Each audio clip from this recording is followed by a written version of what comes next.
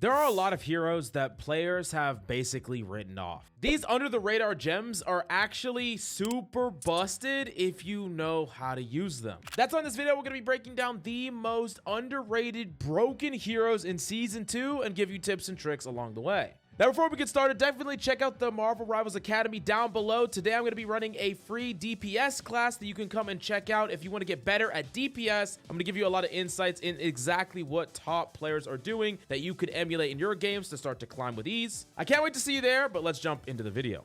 Now, the first underrated character in Season 2 is Iron Man. And I think a lot of people are starting to wake up to Iron Man, but really, Iron Man has been consistently underrated for a very long time. And this character is insane right now. The thing about Iron Man specifically is that buff that he got in the mid-season patch between 1.5 and Season 2, where now when he presses his E, his overdrive, he gets over shields. That's a huge deal for Iron Man. Very similar to what happens when the Human Torch slams to the ground. He just becomes way more survivable, meaning that he can take a duel with just about any character. When he gets that big burst of health, it doesn't matter if he's fighting a Hela, if he's fighting a Bucky, if he's fighting another flyer, he is going to win that engagement. And that's one of the things about Iron Man. Iron Man has really favorable engagements against a lot of characters, especially up against other flyers. So if you're having trouble with Human Torch, if you're having trouble with Storm, Iron Man has a favorable matchup against both these characters because Human Torch has to slam the ground to get that overshield, but Iron Man does not. So you could just fly up to him really high in the sky, pop it, and then you're going to be able to beam him with all that extra health.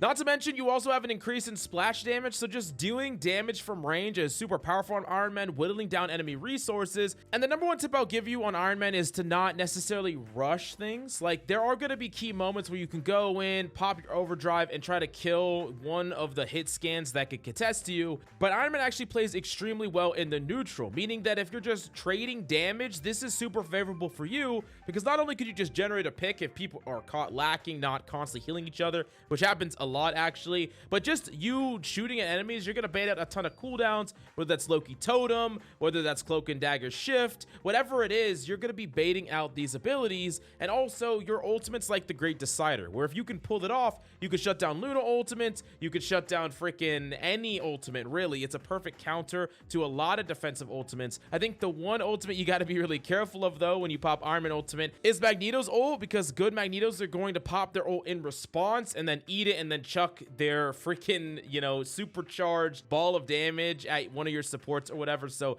I would just be careful around that. And if you are, Iron Man is really strong at denying enemy ults. And one of the things you can also do is if both your team and the enemy team are ulting, like let's say you're both Luna Snow ulting, you could just play low to the ground in your Luna's ult, pop yours, and use it as a confirm on the enemy Luna as well. Another way to set it up is just to try to communicate, especially if you have an Iron Man on your team. Something like a bubble or using it behind a barrier is really, really strong. It's an ultimate that can literally decide the entire fight, so it's worth trying to invest in it and try to set up that play. And if you're in a duo, you can do that a lot easier. Now, something you need to know about Iron Man, though, is that he doesn't actually need the Hulk team up to be good. I know that a lot of players will look at Namor and they'll say, oh, I really don't want to play Namor without the synergy. And yes, Iron Man gets better with the synergy, but it doesn't make or break the character in the same way that it does Namor. Iron Man is still perfectly playable and viable even without that synergy. He's so freaking strong. I think he's one of the best folds to just a lot of stuff in the meta right now. Like, if people are messing around with Emma's running it down and trying to grab you and combo you and things like that, play a character that just plays outside of all the nonsense, really gets to only care about certain things, like very few things really, and just dominate fights. I really cannot stress enough how strong Iron Man is, and he has the win rate to back it up. He is insane. Don't sleep on this character. If you want an Iron Man guide, let me know in the comments down below. Now, the second most broken, secretly broken hero in Season 2 is one you might not expect, but it's actually Jeff. And you might be like, oh, Mills, I know Jeff is broken. Or you might be like, oh, Jeff, really? Like, two people have different reactions to the same thing. But really, I'm here to tell you that Jeff, when played a very particular way, is broken, but when played in other ways is absolutely terrible. And this is the thing that if you look at the win rates of all characters, Jeff has actually a really low win rate across all ranks. You might be like, why is that the case? Well, here's the thing you need to understand. Jeff is not a support, or he shouldn't be played as one. Jeff is a DPS through and through. And the reason that I say that is if you are trying to run Jeff plus another support, you're really running one support. And if you're just trying to heal bot on Jeff, you're really not going to get a lot of value. And the reason is that Jeff doesn't offer a lot of utility to his kit to offset just his healing, right? His utility comes in the form of his damage and his mobility. So what I mean by that is when you look at a character like Luna that has Snowflake, a really powerful ultimate, then you got Loki who has high damage, he has multiple ways to get out of a fight, he can teleport, he can heal up, he has totems, like all this crazy utility, and he can heal, right? Jeff doesn't do those things. So the way that Jeff actually dominates, and the reason that there are Jeff players all over top 500, people that play Jeff all the time, they're like either a one trick or like a two trick because the character gets banned. Jeff is a DPS and a super self-sufficient DPS that needs nobody. One of the things I like to say is that Jeff plays Jeff. He doesn't play Marvel Rivals. If you're a Jeff main, you play a very particular game that is not like anything else. And the reason is that Jeff can position any place. He can go anywhere he wants to, and he doesn't need any help from his team. He doesn't need any healing from his team. He really doesn't need any damage from his team. He doesn't need anything. And he's a constant threat that if you play Jeff well, which is do damage until you have a certain amount of people looking at you. If you have one person looking at you, you can deal damage, go underwater every once in a while, deal damage, pop a bubble. You know, you're keeping yourself alive. If you have more than one person chasing you around, you just don't even pop out. And you're just constantly only popping out to grab a bubble. You're just wasting their time, sending your team into a unfair team fight because people are just constantly chasing you. The second someone gets tired and leaves, you punish them, you're annoying, you're constantly harassing, and if people ignore you completely, you really just make them pay for it. Jeff is just really like an ever-present threat that actually does surprisingly high damage. Now, it's weird, but I think the hardest part about Jeff, really, in ranked, is getting people to play two other supports when you're on Jeff. That's the hardest part, because depending on what rank you're in, people might not do that, and I think actually duoing with a support player can work really well with Jeff. However, I have another alternative for you, and one of the things I think is most powerful, you pair Jeff with a dive DPS. Someone that really wants to go in really hard, but needs a little bit of heals at certain moments. So like a Black Panther or an Iron Fist. What this allows y'all to do is move around like a two-man army where y'all both jump on something, and then when y'all cycle out, the Jeff can like top you up, heal you up, and then you go back in together, right? If you're a Black Panther, all you need is just like one squirt of heals and you're back in the fight. Iron Fist, you just need a little bit. You don't even really need heals. Y'all both are pretty independent. You can just cycle out, go back in. It's actually super strong because you're adding pressure together at the same time. And you know, if a support is complaining about one, you know, Black Panther or one Iron Fist on their backline, add a Jeff to that at the right moment and y'all are just getting free kills. Now the next character that is secretly broken right now is actually the Thing. I think that a lot of people have completely disregarded the Thing. They're picking up Emma and they're just like kind of putting him on the shelf, but I'm here to tell you that the Thing is still freaking awesome. Now I would say that Groot is still the character that you least want to play against. He can be really frustrating to play against, and if you're playing up against Emma, you just have to be really careful of cooldowns. I think that the Thing can play around a lot of different cooldowns as long as you're really careful about how to bait out opponents' cooldowns and using your shift or your charge appropriately, because if you have that, a lot of these cooldowns can be telegraphed and you can shut them down, and your cooldowns are a lot less than some of these higher in timing cooldowns. Like the Thing has very rapid cooldowns where you're constantly in and out of the fight. You're constantly going to get these cooldowns over and over again, and the Thing is just really the king of brawl, and he's also very good at anti-dive. Not only are you just good at punching a Magneto to death, which is awesome because Magneto's really good right now and punching a Magneto to death is always fantastic, but you're also really good against any dive things. And one of the characters that people really complain a lot about, I think more than anything right now, is Captain America. People are like, I cannot kill Captain America. There's nothing I can do. Constantly punching Captain America, constantly slamming Captain America, and then just going back to your team and peeling for your team every time he shows up. That guy's gonna die, or he's gonna have really short cycles where you just can't do anything. The Thing is very good against Cap, and he's very good against dive in general, Venoms, whatever it is, whatever dive DPS it is, the Thing is great against that. Now, I will say though that one of the absolute best things that you can do in a situation where, let's say you're about to fight like a fight right before the opponent's about to cap an objective, or you're jumping out of a TP to try to recontest in a very close end fight, the Thing is one of the best characters that you could swap to, and that's for several reasons. Number one, his cooldowns are really powerful, especially when you're on OT. Being able to like stun people and punish them for being out of position is really, really good, and the thing can do that. He can run around, stun people a lot, slam down, super stun people, prevent mobility. That's really, really good. But more importantly than that, the thing brawls really well when everyone's touching cart. So in situations where everyone is kind of hugging a cart or a payload or an objective, the thing gets way better because people are fighting right where he wants them to fight. And you also build ultimate faster than just about any character in the game. So, you know, you run out, like, let's say you have like 60, right? You swap to the thing before you go through the portal. You go down to 50 in freaking like 7 seconds of swinging people on the car, maybe like 5. You're gonna get ultimate. You're gonna get ultimate so goddamn fast. And then you just ult the car and kill everybody. It's so strong. It's such an underrated strategy, something that you should incorporate more. Now, number 4, a secretly broken hero, might not be so secret, but it's important, is Winter Soldier, because I think people are still sleeping on him, but that buff that he got is a crazy big deal, like an insanely big deal, because after he got those pretty big nerfs, he kind of fell out of the meta. He hasn't really been in the meta for quite some time. Not really, because the prevalence of flyers and some other characters. Now Winter Soldier is not really, you know, the best character all the time. But with this second Tainted Voltage, he gets exactly what he needed. Basically, 2 Tainted Voltages allows him a lot more health in certain moments. So he was already good against dive. Now he's really, really survivable against dive. I think he's one of the best characters at shutting down this Cap, Venom, Spider-Man nonsense. All these dive characters that are just coming after you. Winter Soldier is the great equalizer that will shut all that down. If the Spider-Man's popping an ult, you make sure that you track that a bit. Like if he's come in multiple times, hasn't ulted, he definitely has it. Save your hook, cancel it. You can cancel a lot of different ultimates actually with your hook. It's really strong in that way, just to save it and specifically shut down ults. In addition to all of that, double Tainted Voltage just gives you a giant burst of multiple sources of health. So between being able to voltage, uppercut, hook, like that's a crazy amount of health gain that's going to keep you alive. And don't forget the voltages, the cones actually ground flyers. And I think that that's an underrated aspect of this, because with 2 of them, you can ground like a Human Torch twice potentially, and it opens up multiple times for you to get a kill on a Human Torch. Get them out of position, make them fall. They fly back up, you hit them again, and then you're potentially getting a pot shot in there in between that.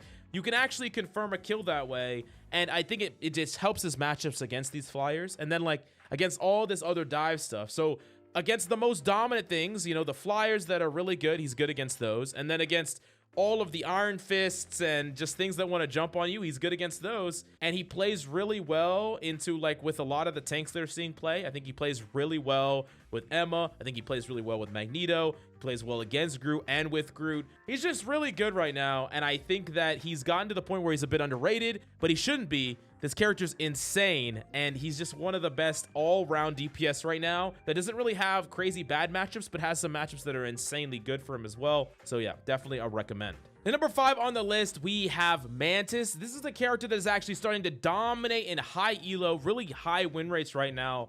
But Mantis is just really good with that health buff. I think was a big deal to the character. While the character can be still a bit fragile, the idea that you get to create a lot of uptime with mass damage across your team, because you can double stack it and just allow a ton of seconds on many different targets. So you're really good at like enabling flyers, enabling long distance DPS, enabling divers. Like Mantis is really good at all those ways. But also Mantis just outputs a lot of damage herself, capable of just sleeping a lot of people as well. Really easy to hit. Crowd control a lot easier than something like Luna, so you're going to be able to sleep a lot of these divers. And then if you play with the rescom, Mantis gets even better. But really, I'll say, without the rescom, Mantis is still good. Mantis is still playable and still actually very, very strong in the right hands.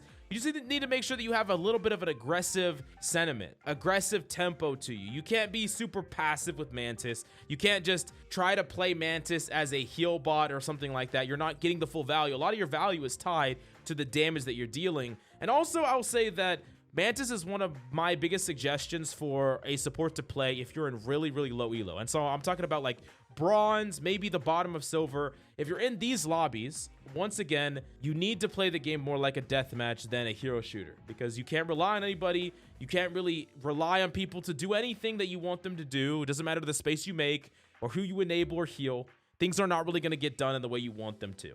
But if you run out as Mantis and kill 2 people every fight or kill a person every fight, realistically, you can kill a lot of people as Mantis. She's insane, and she just kind of slips under the radar when she's being so aggressive. People aren't ready for it. You can just take over a lobby, kill so many people. So a character that's extremely good in the lowest of elos and extremely good in the highest of elos. This character is definitely secretly broken and underrated, and I would highly recommend playing this character more. One of the best heroes right now that people just don't know about yet. The number 6, a hero that I think hasn't gotten as much hype as he should, mainly because Cap has been stealing the limelight, but Venom is still really strong and really underrated now. And one of the things about Venom compared to Cap is, it's weird to say with Venom having so much survivability, but Venom actually has a little bit less survivability than Cap at the increase of lethality. Like, Venom is more lethal than Cap is. Venom does more damage than Cap does. And it's interesting because, once again, Venom is super freaking tanky and almost impossible to kill without massive amounts of crowd control. But really, Venom is a really, really good catalyst for other divers. I think more so than Cap. While Cap can play in like kind of a flexible stally type of way where he can get in and out of fights, Venom is much more cooldown based, where you're going all in and then you're going all out. But during that all in engagement, when everyone's looking at you, you kind of force people to all look at you at the same time. That's an opening for so many other DPS, whether it's a Psylocke, whether it's a Star-Lord, whether it's a Black Panther, whether it's a Spider-Man. Of course, synergizing with Spider-Man is good. Making your inting Spider-Man, you know, a little bit better on average is going to be good. I just think that Venom is just a really, really great catalyst to those things. So while not necessarily a character that I would say, oh, you should just play all the time, like maybe Cap, I think you could probably one-trick Cap or play Cap a giant majority of the time, regardless of the composition. I think Venom's an especially good tank to have in your hero pool for when your team wants to go hypermobility. When your team is all playing hypermobility, it's just like you can play one tank, you know, let's just say you play Emma, and then you play Venom, and it depends on what your comp is, which one you play. I think that's a really good way to build your hero pool. And I just think Venom is just really good and can carry lobbies. There's a lot of Venoms that carry, and not enough people are picking this character up. But one of the things that you have to be really careful of on Venom is crowd control. So Bucky's, especially stuns, especially Emma is one of the worst ones because she can put you in a goddamn cutscene. You can still survive these things. You just have to be a bit careful about how you engage. Sometimes you're just kind of watching and looking for some of these soft engages where you engage in, you fly out. Like sometimes you're going to engage in slam. Maybe you slam a little bit away from that Emma. The Emma pops her diamond. You just instantly swing away. You know by the time you cycle back in, she won't have it. And she can't do anything about you to stop you. So knowing these important cooldowns, looking out for them, and understanding that as long as you can bait out, you know, those totems or play around that Emma stun, you're just gonna be unstoppable. And then people on their team are gonna be yelling at the Emma, why are you grabbing the Venom? What are you doing? And you know that you're specifically playing around it, and you have a lot more experience and practice playing around it than they do. You just gotta make sure that you're thinking about it. So that's just really important to just get the most value. The number 7, our next DPS, is actually Mr. Fantastic, a hero that I think a lot of people have kind of picked up on the fact that he's really good, but I still think he's even underrated still, even though this character's insane, because Mr. Fantastic's really nutty. If you play the cycles correctly, you're going in, you're playing your cycles, you're sweeping through, you're swinging your whole crosshair through the enemy team, you're hitting a lot of them, and then you're going big, you're swinging, you're pressing, and then as the form starts to fade, as you start to take more damage, you back up. Then if you get caught out, you can use your big body mode to stay alive, and then you play a little passive until you get your cycle again. And if you play this cycle right, you're literally the immortal hero. Like, Mr. Fantastic is so hard to kill, and he can really only die if you make a mistake, which is crazy. It's crazy that he's a hero that will only die if you make a mistake. And the fact that you have mobility to run to your teammates, the fact that you just have so many ways to keep yourself alive, I think that having a hero like this, a DPS like this, that plays fundamentally like a tank, but also is a character that can make plays, can carry, can shut characters down, and is a character that really rewards you for understanding the state of the game, how the team fight plays out. He's not super mechanical, but he is super understanding and fundamental based on your game sense. And like I said, if you don't make any mistakes on this hero, you're gonna die very, very little. he's just a character that just has everything he needs to stay alive. And that's just amazing. And one of the things, I think a lot of people are complaining about dive right now, and Mr. Fantastic is just one of the best, maybe the best anti-diver ever. You will never die to a Spider-Man on Mr. Fantastic. You will never die to a Black Panther on Mr. Fantastic. Like, you're not dying to these dive characters. You're not getting killed by these dive characters. More than that, you're protecting your supports from getting killed from these dive characters. More than that, you're often killing the divers when they come in, and maybe even forcing them off dive, because you're never the target yourself. You're protecting anyone that gets dove. This character is such a strong anti-dive threat. He has such a high win rate in low and high elo. And I like this guy's existence makes me even wonder how dive is even complained about or like hated, because I think this character just completely dominates most of the dive characters in the game, and he's so freaking good. A great pocket pick, whether you're a tank, DPS, or support. He's an easy character to kind of pick up and start to learn, and especially you support players, I think he's a great DPS. If you're looking for a DPS to learn, I think this is the guy for you, because if you're ever, you know, so fed up, you died for the 4th time, you're like, fuck this, no one's dealing with this goddamn Spider-Man, I'm swapping Mr. Fantastic. Like, I'm serious, I'm joking, but I'm serious. Like, this guy just does the job. Now, number 8 is Cloak and Dagger, and this might seem crazy after I've gone on like a press tour talking really badly about Cloak and Dagger. And I will say that if we look at the highest elos like Celestial, Cloak and Dagger is definitely not great. They have a pretty low win rate in the highest elos of play, because when people are perfectly min-maxing like Luna Snow, when they never miss a sleep, when they never miss any damage, and they're dinking heads on Mantis, like all this stuff, of course Cloak and Dagger is going to be worse comparatively. But for 99% of players, Cloak and Dagger is just an amazing character to know. Not very mechanically demanding, does the job that you need, heals up people, consistently has playmaking, will not die to people that are diving them very easily. These are things that are important. Staying alive, getting value, getting heals, all very important. And one of the things that's actually true is that Cloak and Dagger has a lot of offensive tools as well, a lot of ways to confirm kills, whether that's the damage, whether that's the blind. There's a lot of great ways to generate good offensive plays with their team, a lot of great ways that, you know, if you see a moment to like blind someone as they're pushing, and then you have like a duo partner that can capitalize on it, you can get kills and shut down plays that I think are really, really good. And another thing that I think is important about this character is this character is really easy to fill on and easier to learn than other supports. So if you're a tank or a DPS player, learning Cloak and Dagger is great. It's a great fill character, someone that you don't have to necessarily know all this high mechanical stuff in order to get the most value out of them. And last thing though that I'll really say about Cloak and Dagger that you need to know is you need to know what can shut you down. Specifically like Hawkeyes, you got to play very specific about how you ultimate, because they can just gonna dink you in the head. Magneto ultimate is they're gonna come after you, and if you ult without knowing that they have Magneto ultimate, you've messed up somewhere. It's really important that you track the characters, you track the abilities, and you track the ultimates that can shut you down. If you do that and you just have consistent Cloak and Dagger ultimates, you're already better than 95% of Cloak and Daggers, which means you're in pretty good company. The number 9 is another interesting one, Doctor Strange, a character that has somehow become super underrated, even though I do think that Doctor Strange has become a lot weaker. Of course, that's true. This character used to be one of the best heroes in the game based on win rate and pick rate. You can go look back in Season 0 and early Season 1 in the tracker. But this character's gotten nerfed so many times till now, and people have kind of disregarded Doctor Strange, and I think that that's a mistake. Because this character, by a metric of just heroes in general, he's still really good. And he's actually, I think, too underrated to the point where no one's really playing him anymore. When this character can still get work done from one of the best ultimates in the game, literally one of the best ultimates in the game, like a top 5 ultimate in the game, from the portal, which is ultimate in power level.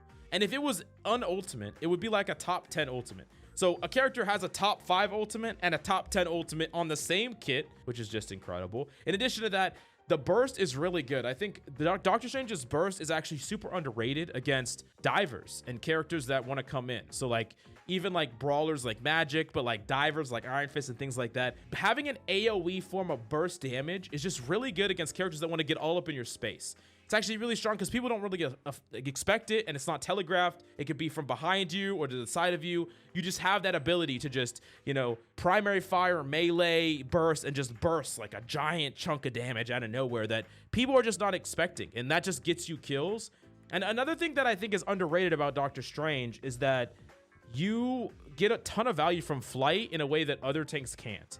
So there's like a lot of little places on certain maps where there's like a little high ground that certain characters could just sit up there. And the high ground, it could be like a Hela or a Hawkeye or maybe two people that are just sitting up there. And they're just getting a lot of value. There's one on a lot of different maps where like a Punisher and a Rocket could just sit up on this high ground perch or whatever. And it's hard for you to flush them out if you're playing like a Magneto or any tank that doesn't have mobility. It's hard for you to flush them out. And even if you have mobility DPS, they have to go up there alone and fight like 2v1. But the ability for you to fly up there and contest them directly, and then even like your DPS come up there with you, now all of a sudden you force people off of angles that Magneto and other tanks just couldn't do. The Thing, Emma, Magneto, none of these characters, even Groot, they're not going to be able to force people off the high ground in the way that Doctor Strange can. And I think that flight is actually super underrated on some maps. So from the flight being underrated to the burst being really good to the portal to the ultimate, I just really want to make it clear that you can carry on this character still so hard. I know that I have said, like, based on super high optimized pro pick rate, like Doctor Strange might not be as good as he once was. That doesn't mean that this character is unplayable or even bad. He's actually still good.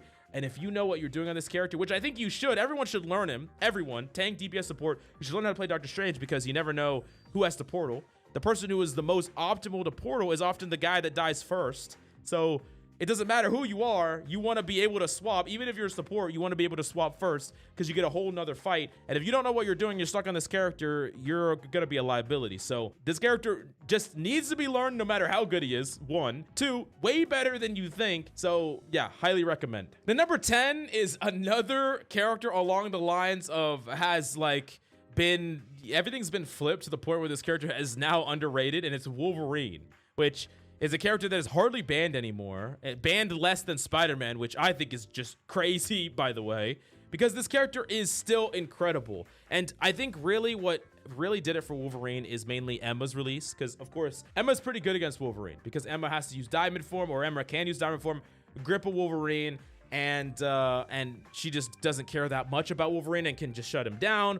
I think that really hurt Wolverine, and then Magneto, Emma being the best 2 tanks, I think also hurts Wolverine. Like, those are things that have actually happened to make Wolverine a bit worse. But something that's important here is I think that Wolverine is super good at baiting out cooldowns for free, just his presence alone. And a good Wolverine that just kind of cycles in, brawls for a second, cycles out, doesn't actually intend to grab anybody, but just cycles in to bait out the diamond form, cycles in to bait out a bubble. It's really easy to do on Wolverine. It doesn't really cost you hardly anything. In fact, you could even do this on Wolverine without even wasting even your leap. You just walk in, you just wait for them to pop it because they're going to do it responsively, and you just instantly dash, like just your right click, alternate fire, dash out. And then you go and cycle back in after they wasted their diamond form or wasted their bubble, because you can bait it out super, super easily. Another thing about Wolverine is that his ultimate is just still a top tier ultimate, capable of creating more team fight wins than I think of just about any other DPS ultimate. Not only does it just do a crazy amount of damage, even though people do stand up faster now,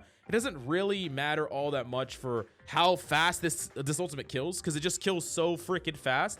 It's also one of the best ultimates against like Invisible Woman. Even though Invisible Woman does shut Wolverine down in a lot of ways, the fact that you have an ultimate that can grab people, take them out of the ultimate and just kill them, or take Invisible out of the ultimate, kill her, and just completely counter an ult that way, sets up a lot of free team fight wins where opponents don't even have the time to press a defensive ultimate. Wolverine's really freaking strong. And another thing that I think is important is that on all the maps that there is a place that you can just deposit people off the map, that's where Wolverine really starts to shine, because you can just grab people and just take them, just kill them over and over again. And in a lot of those maps, you don't even have to go for tanks all that much. And I think in general, you don't really have to go for tanks all that much to get a lot of value in Wolverine. Kidnapping any squishy is also crazy value. And one of the things I would recommend is go into the training room, make it so that you have unlimited grabs, no cooldowns, and just practice grabbing things. It's really, you get the hang of it really quickly. You get a lot of reps with grabbing and feeling out the hitbox. And I got a lot better at gripping things after I did that for a little while. 2 things I'll also say is that 1, Wolverine is amazing in OT and clutch, similar to what I talked about with the Thing. If you are playing any character and you're about to go refight through a portal, swap to Wolverine. Not only does he just brawl really well on point, you get a crazy amount of value because when you swap to a character that doesn't have his passive triggered, you just get that passive basically for free value. It's one fight anyways. There's no cost to getting your passive baited out because you don't have to wait to build it back up. It's one fight anyways. And you also will just build up your ultimate so quickly. So you play any character, it doesn't matter what your ultimate charge is, you swap to Wolverine, you jump out with 50%, and then you build it almost instantly, and then you use your ultimate to win the fight. It's so strong, so reliable. The last bit of advice I'll say is please ask your teammates to swap to Rocket to give you the boost.